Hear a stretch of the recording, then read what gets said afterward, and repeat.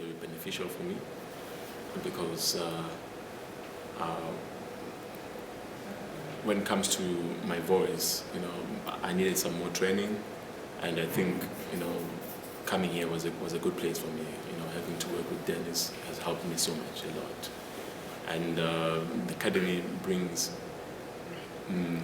very good people, very knowledgeable people, in the business in terms of musicality and all these things. So for me, it has been beneficial in a very amazing way. I think it's an amazing gift.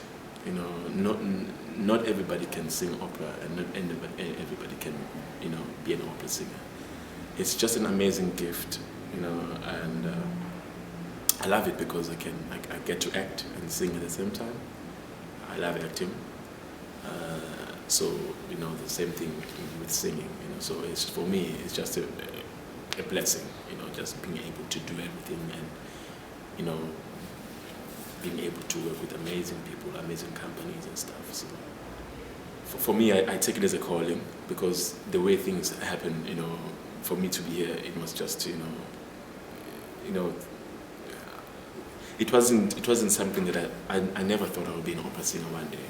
But I always, sang gospel music, in church and community choirs and stuff. But my voice happened to break, and I used to be higher. I used to be a tenor, then it broke, and So that's when I was introduced to music. My singing teacher, the gospel one, who said, "No, you must listen to this. Try and see if you would like it." And the first time I listened to an opera was Don Giovanni. And I just knew that this thing exists within me, and I could do it. And it didn't take much time for me to. So I started. That's how I began. I mean, opera or classical music is not something that we're exposed to.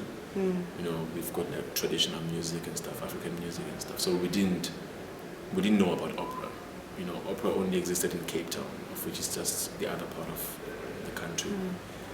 So I would say there's no much, there are no much opportunities in Durban specifically.